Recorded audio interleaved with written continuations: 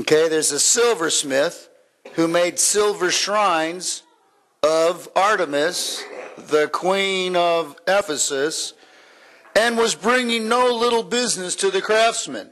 Okay, so he gets everybody together and he says, men, our prosperity depends on this business.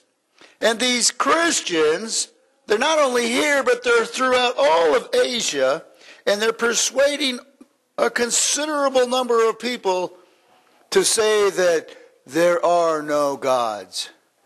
And this is going to affect our pocketbook. Okay? So what we're going to do is we're going to say that this Christianity is attacking our lives.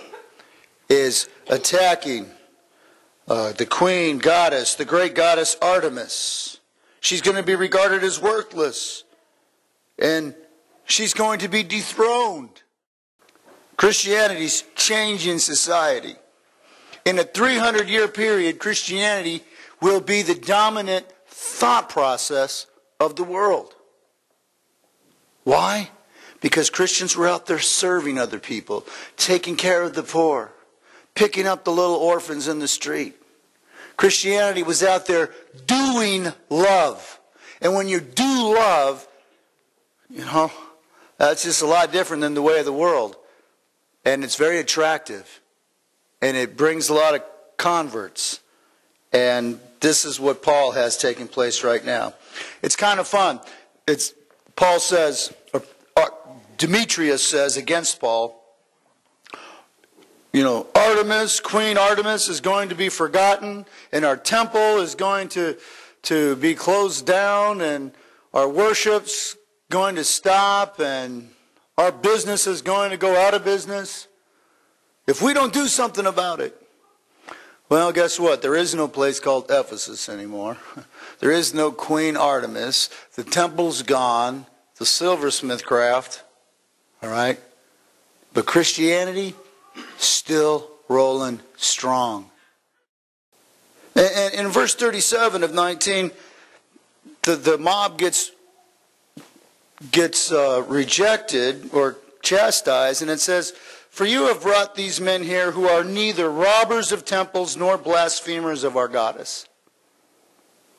And if you think about it, when people attack Christianity, I'm thinking about the dictators over the centuries in the different countries.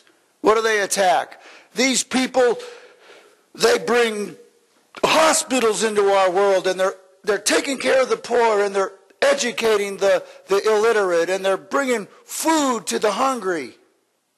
And they're talking about the need to love one another. You have a problem with any of that? That's the charges against Christianity. We have to shut this stuff down because, once again, when you see love in practical motion like this, people are going to become Christians. And that's a lot different than they're going to worship that God rather than this dictator, and I can't have that. Well, my point is, it's hard to find fault with Christianity. I guess here's where you find fault. Christianity points at our sinful behavior and says that's wrong. And we don't like people saying that we're wrong. And so we shut God out. And so we live in our wrongness until it overwhelms our lives and takes us down the road of destruction. And he says some cool things. He says, I did not shrink from declaring to you anything that was profitable and teaching you publicly from house to house.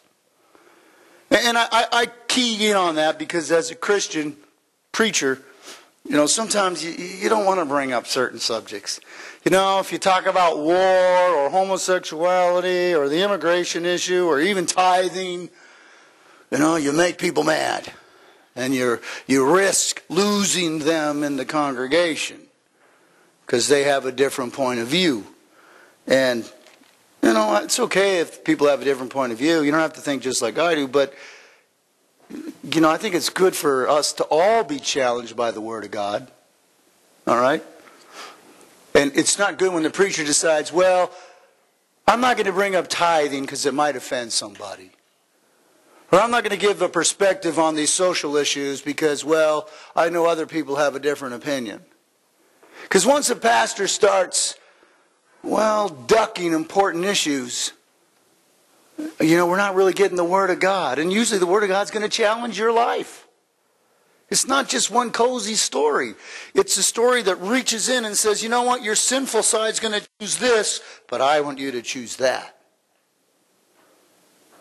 And so the Bible needs to be preached in its entirety.